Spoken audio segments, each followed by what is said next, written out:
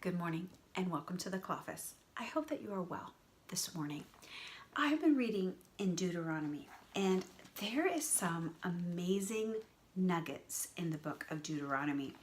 And in chapter 30 and kind of 29 and 30, over and over Moses is kind of preparing the people.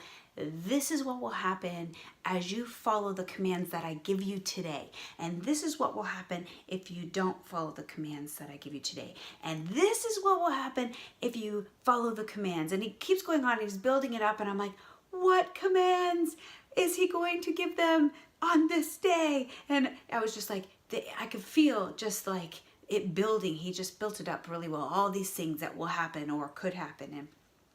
And so I'm like, what is it? What is it that they needed to do and they needed to follow? And yes, there were lots of laws to abide by in the Old Testament, and there's lots.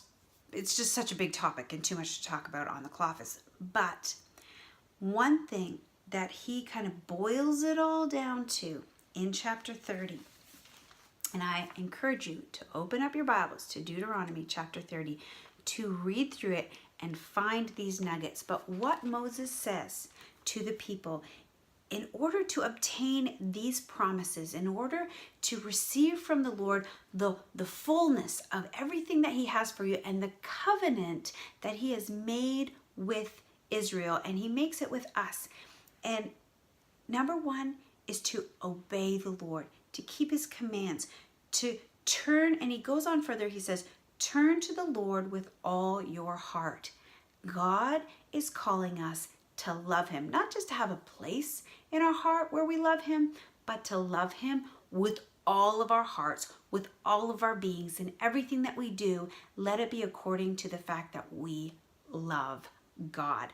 The other thing he says, turn to the Lord with all your hearts. Love the Lord.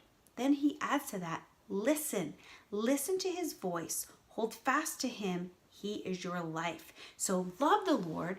Listen to his voice. Next one is walk in obedience. When we listen to the voice of the Lord and we recognize that it's him and then we obey, that's faith. So love God and have faith. Trust in him. Have faith and keep his commands. Now, I want to encourage you to go on a little, shall we say, I hesitate to say because it might offend some of you, but a little Easter egg hunt for the commands of the Lord that we need to follow. What is God calling you to follow? What is the Lord speaking to you about through his word of like, this is what I want you to do?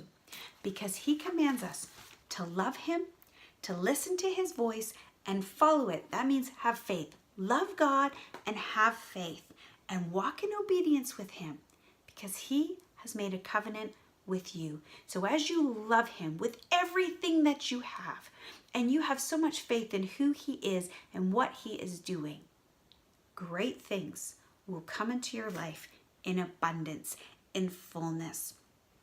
Remember how important it is to uphold his holiness, the holiness of the Lord, and don't break faith.